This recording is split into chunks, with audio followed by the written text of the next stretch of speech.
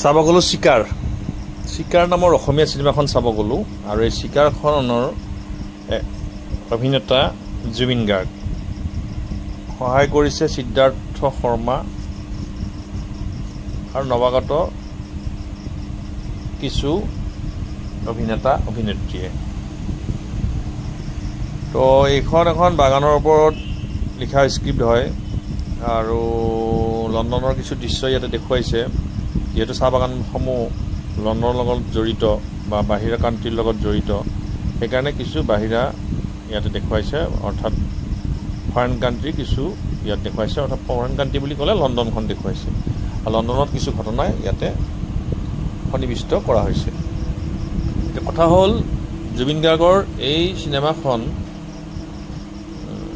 ভালেই হৈছে, খুব এটা বেয়া বুলিও ক'ব নোৱাৰি, কিন্তু ফেমিলিৰ কাৰণে ভাল চিনেমা, ঘৰুৱাভাৱে চাব পাৰে। সিদ্ধাৰ্থ শৰ্মাৰ এক্টিং ধুনীয়া হৈছে, তাতে বিশিষ্ট অভিনেতা তো আদিল হুছেইন চাহাবক দেখা পাই ভাল লাগিল। আদিল হুছেইন চাহাবৰ খুব সুন্দৰ সাৱলীল অভিনয়েৰে, বলিষ্ঠ অভিনয়েৰে এইখন চিনেমাত তেওঁ অভিনয় কৰিছে আৰু তেওঁতো আচলতে আন্তঃৰাষ্ট্ৰীয় পৰ্যায়ত চিনেমা কৰা এজন অভিনেতা, অসমৰ গৌৰৱ।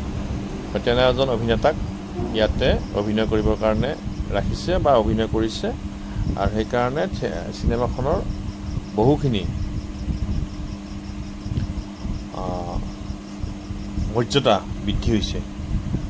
গতিকে আপোনালোকেও চাব পাৰে, এইখন চিনেমা চাব পাৰে এইকাৰণে যে অসমীয়া বোলছবি জগতৰ আৰু এখন চিনেমা বা বোলছবি সন্নিৱিষ্ট হ'ল, অসমীয়া বোলছবিৰ যিটো উদ্যোগ, আৰু সেই বুলিয়ে আপোনালোকে এই চিনেমাখন গ্ৰহণ কৰি আপোনালোকে চাব পাৰে, দুই এক পইচা এই উদ্যোগটোলৈ আগবঢ়াব পাৰে।